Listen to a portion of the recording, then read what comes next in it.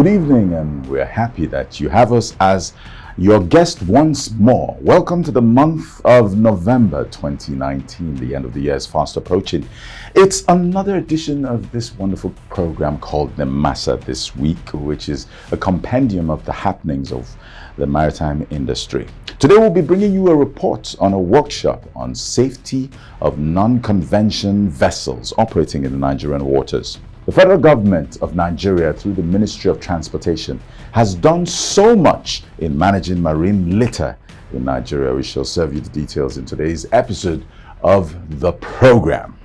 A few weeks ago, we had Nigeria hosting the Global Maritime Security Conference in Abuja. Now, what we will have you know is that so many things happened during that conference that you cannot just stack it into one program and report it. It has to be done week by week, and this week is no exception.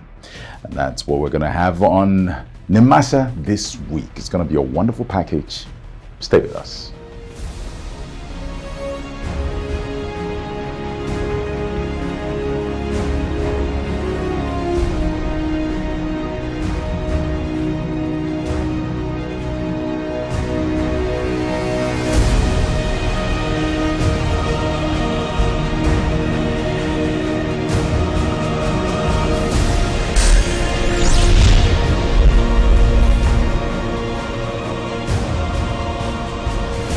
Welcome back. It's worthy of note that both the federal and state governments are making efforts to make better use of the inland waterways for transportation purpose. When fully utilized, I am sure that the traffic congestion being experienced in the cities like Lagos will become a thing of the past. To ensure we get it right from the onset, the management of Nimasa, working with the International Maritime Organization, put together a workshop to address safety of non-convention vessels and small craft. Delegates from Cape Verde, Equatorial Guinea, Gambia, Ghana, Liberia, Sao Tome and Principe, Sierra Leone, Guinea-Bissau joined their counterparts from Nigeria for a 5-day workshop to deliberate on enhancing safety of non-convention vessels, commonly referred to as small craft, which ply inland waters.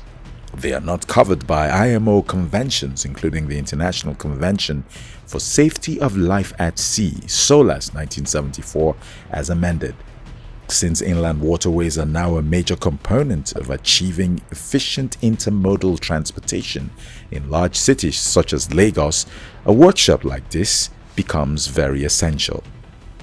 There is therefore need for us to start addressing the issue of maritime safety of our own local ferries and non-conventional vessels, and take it seriously, because those are the vessels and ferries that ply our local waters that usually we don't subject it to the port or flag state administrations.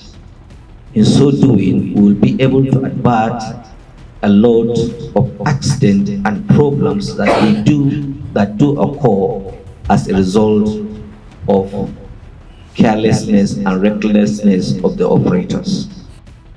Dr. Bashir Jamo, who represented the Nimasa Director General at the event, also assured that the agency will continue to partner the IMO to ensure effective implementation of its instruments towards the safety of lives and protection of the maritime environment in the region. There is no important time to address this issue of safety other than now.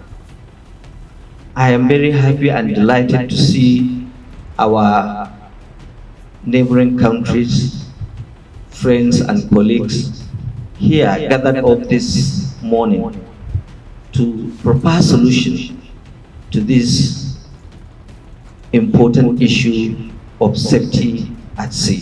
Safety is very vital in achieving a thriving maritime sector. Therefore, everyone must be sensitized to become fully aware of all elements of safety in the maritime world, rather than focus only on international trading vessels. we must become more vigilant towards ensuring the safety of our respective maritime infrastructures. It is widely acknowledged that maritime safety is very broad, but today we are focused on the safety of domestic ferries and non-convention ships. On his part, the representative of the IMO, who is also the head Special Projects Maritime Safety Division of the IMO, Mr. Ifran Rahim, commended Nigeria for taking the lead role in African Maritime Administration and pledged the continuous support of the international body to the West and Central African sub-region. We are very fortunate to have the support of Mr. Milhar Fazluddin, a long-standing colleague from IMO who recently retired.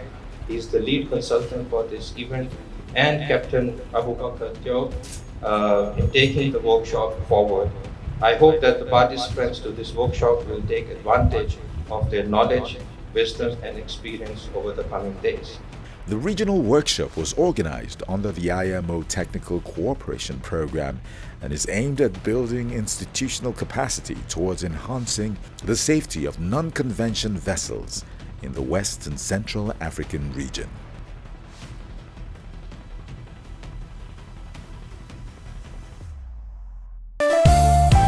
Introducing the new face of the Nigerian Maritime Administration and Safety Agency, Nimasa. We are charting the direction for our maritime and regulating the industry for a better, bigger, and more economically stable Nigeria. Evolved to serve you better. We are Nimasa. New face, rejuvenated service. Nimasa, changing the tides in your favor. Let's delve into unity of a couple of countries, 48 to be exact. Now, 48 of these countries came together in a public declaration for the 2012 Cape Town Agreement on fishing vessel safety. Now, their target is to make sure that it is implemented as the Cape Town Agreement of 2012 is implemented on the 10th anniversary of its adoption, which is October 11, 2022. The conference took place in Spain, Torremolinos. Nigeria has joined 47 other countries to sign the public declaration to indicate their determination to ratify the 2012 Cape Town Agreement on fishing vessel safety. Other countries that also signed the agreement at a ministerial conference held in Torremolinos, Spain, include Argentina, Belgium, Central African Republic, China, Congo, Costa Rica, Croatia, DR Congo, Denmark, and France.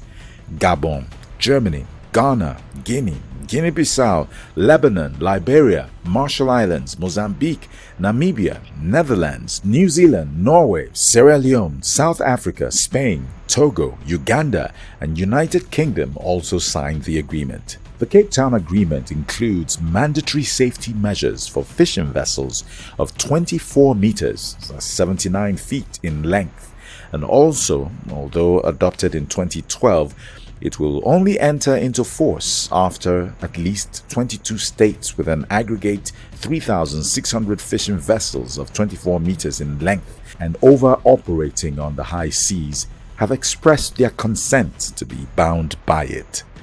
With 2 accessions made during the conference by Cook Islands and Sao Tome and Principe, 13 countries have now ratified the Cape Town Agreement. Belgium, Congo, Cook Islands, Denmark, France, Germany, Iceland, Netherlands, Norway, St. Kitts and Nevis, Sao Tome and Principe, South Africa, and Spain. Some 120 states, 70 ministerial-level representatives, 30 international organizations, and 500 delegates attended the Torremolinos Ministerial Conference on Fishing Vessel Safety and Illegal, Unreported and Unregulated, which took place from October 21st to 23rd, and it's considered one of the largest fishing vessel conferences held in the history of the IMO.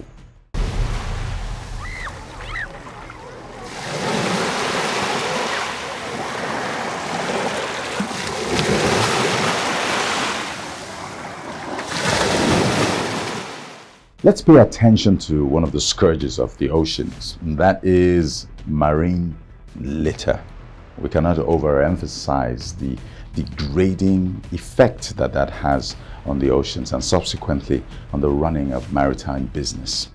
The DG of Nimasa has made sure that marine litter is one of his areas of concentration, and he's trying as much as he possibly can to eradicate it.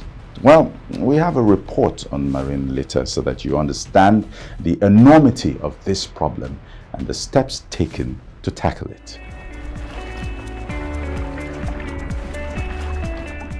Nigeria, with a population of about 200 million people, has a coastline of about 853 kilometers and an exclusive economic zone of 200 nautical miles with over 12.5 million hectares of fresh water. As a major maritime country in the Western Central African region, the Nigerian maritime environment is certainly a major destination in the international and domestic shipping map. In this regard, Nigeria has been fully committed to greater collaboration with the International Maritime Organization, the IMO, to ensure sustainable development of the Nigerian maritime industry in line with international regulatory instruments. It is common knowledge that about 80% of marine litter originates on land, and lack of sufficient recycling and recovery has resulted to oceans pollution. Nigeria currently ranks second on the African continent in terms of plastic wastes generated, and managing this waste is considered a major challenge. The government of Nigeria, through the Federal Ministry of Transportation supervising Nimasa, has taken actions to join the rest of the global community in the campaign against plastics, which is among the 4 greatest marine pollutants in the world today. Nimasa is one of the earliest maritime administrations in Africa to domesticate the International Convention for the Prevention of Pollution from Ships, popularly called the MARPOL Convention. The domesticated regulatory instrument for implementation of all annexes of the convention is already being implemented. In line with the decision of the International Maritime Organization, the IMO, to reduce fuel consumption by vessels, as well as greenhouse gases GHG and carbon dioxide CO2 emissions on voyages, the management of Nimasa has launched and installed a fuel consumption data collection device on a Nigerian flagged vessel. This project, which came as fallout of the Maritime Technology Cooperation Center, is the first in the entire West and Central African region. Nigeria plays host to the Maritime Technology Cooperation Center, MTCC, in the West and Central Africa region. Nimasa is coordinating awareness creation amongst African countries on the need to reduce carbon footprints in our environment, especially arising from shipping. Nigeria also plays host to IMO's Regional Maritime Rescue Coordination Center for the West and Central African region. Nigeria recently constructed a 5,000 metric tons per hour capacity liquid waste treatment plant, LWTP, at the Nigerian Ports Authority NPA dockyard in Port Harcourt, Rivers State. The facility is in line with the IMO MARPOL 7378 Convention, which is to provide facilities for liquid and solid waste on board vessels navigating Nigerian waters. The facility is now fully functional and is part of efforts to enhance marine protection and waste management. Nimasa has developed a strategic plan for effective collection of fuel oil consumption data of applicable Nigerian vessels 5,000 gross tonnage and above. We are among the first countries to ratify and domesticate the MARPOL Convention. We have still gone ahead we are in the process of ratifying the Hong Kong Convention, the STCW Convention as relates to fishing vessels, and all the other MARPOL conventions and protocols, including the LLC. And so Nigeria is in the forefront of domesticating and ratifying and domesticating these conventions, because we know that it has far-reaching impact on managing the health of the marine environment, particularly the seas and ocean. Being a littoral state, being a state that depends on the ocean for most of our economic activities, it's in our best interest to protect the marine environment, and we're taking critical steps in that direction. Nimasa is working in line with the provisions of the Convention on the Prevention of Marine Pollution by Dumping of Wastes and Other Matter, 1972, commonly called the London Convention. Marine litter constitutes a significant threat to the marine environment. And when I say threat to navigation, threat to aquatic life, threat to the environment itself. And it's worse with microplastics. It's estimated that there are several billions of tons of microplastics in the rivers and the oceans. Nimasa engaged 1,000 marine litter marshals spread across littoral communities in Nigeria. They constantly enlighten coastal community dwellers on the dangers of marine litter and serve as first responders to marine litter management in the communities. In addition, Nimasa has taken steps to actually remove marine litter and particularly microplastics from the marine environment. As a nation, we are determined to eradicate our marine environment or minimize the impact of marine litter on our marine environment. And we have taken a number of steps. The most important step is that we have domesticated most of the IMO MAPOL instruments. We did a project whereby we cleaned up the waterways in Lagos as a pilot project, and also tried to classify the types of waste we have in the marine type of marine litter we have. And then we engaged the coastal communities when we are doing that. And we found out at the end of the day that more of the waste we have in the marine environment are plastics, you know.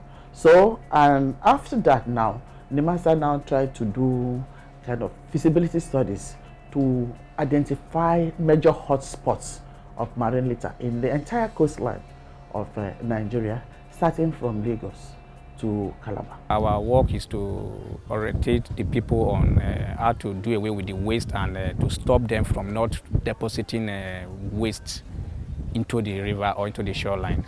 We are here to clean the waterways and to have a better and a clean ocean. Because this water you're seeing here is a route and a channel going to the ocean. So if we clean this place properly, it means the ocean will be clean. Nimasa is not just stopping here in Nigeria. Every step, every action we take, we try to document it and pass it to International Maritime Organization for other people to learn. Nimasa is on record that Nimasa is the only African country that has deposited documents to IMO on marine litter management, and the effort of Nigeria is highly appreciated there. Nimasa was the lead when IMO wanted to make a strong statement on how to go about marine litter management. It was Nimasa, yeah, on behalf of Nigeria, that chaired that statement development team. Introducing the new face of the Nigerian Maritime Administration and Safety Agency, Nimasa. We are charting the direction for a maritime and regulating the industry for a better, bigger, and more economically stable Nigeria. Evolved to serve you better. We are Nimasa. New face, rejuvenated service. Nimasa, changing the tides in your favor. Now let's take a pleasant walk down memory lane to the Global Maritime Security Conference that took place some weeks back in Abuja. If you remember, Nigeria played host to 80 countries that came together to see if they could rub their minds and forge a better future for maritime in the Gulf of Guinea. Well, in terms of maritime security, at the end of that conference, several points in a communique were issued. I want to take you back to the press center and delve into the minds of, first, what is going on in terms of drug trafficking in terms of the effect it has on maritime and what these stakeholders are doing to eradicate it. And we're going to take the perspective of a ship owner who says better days lie ahead. Let's hear from Margaret Orakusi first. I think we are making progress. I remember we were the first, and when I say we, I mean the trawler owners, to cry, to shout out and say piracy is going on in the country. And we are the most vulnerable because of the nature of our activities. When the ship lets out its outrigger to fish and a pirate vessel is coming, it takes time to haul up. So they easily come in. And the attacks used to be very, very violent. We've had incidents where they take our crew, put them inside the fish hold, and they freeze to death. We've gone through all that period. So that's why I say we is getting better, because we no longer hear of such wicked acts. But at the same time, the pirates are becoming too specialized. They've gone regional. That's how I put it. And that's why this conference is very good, because working together, we may be able to see results, because a country cannot just stay and do it alone. You must, just the way the pirates have gone regional. And what do I mean by going regional? They work together. The history of an incident may connect 2 or 3 countries. A vessel may be taken from country A and handed over to other pirates in country B, or the plan may be hatched here and executed somewhere else. The Gulf of Guinea serves as key navigational routes for international commerce, connecting the Far East to countries at the north and south of the Atlantic. Let's join hands to manage and secure our waters. The Gulf of Guinea is also, and above all, the West African part is targeted by drug trafficking, cocaine trafficking by sea. There are huge seizures recently. Cape Verde, for example, sees 10 tons, almost 10 tons of cocaine, which in the final market is a huge amount of money. So also Guinea-Bissau authorities seized recently large quantities of cocaine. The utmost majority of these cocaines come by sea.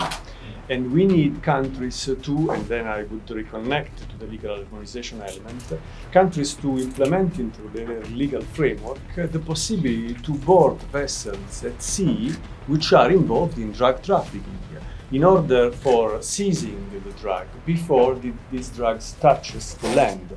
So countries need to be able to apply the Vienna Convention of narcotic substances and psychotropic substances, which at its Article 17 provides for the possibility to board a vessel of a foreign flag. So a coastal country could board a vessel for another nationality in case there are reasonable suspicions of drugs on board. Now, you see the use of having a conference as large as the Global Maritime Security Conference. Things like drug trafficking can be worked upon and can be tackled and eradicated eventually, just to make sure that our maritime business flourishes. And so we've come to another end of another voyage of Nimasa this week. I want to thank you for watching. But before we go, we want to remind you to keep a date in February etched, because that is when the whole of the maritime industry in Nigeria, stakeholders, workers, regulators, and even friends and well-wishers will come together to experience once again the Stakeholders Awards Night, organized by Nimasa. My name is Frank Ido. On behalf of Nimasa this week, I thank you for watching. We'll be back next week with the happenings and goings on in the maritime industry in Nigeria. Thank you for watching. See you next time.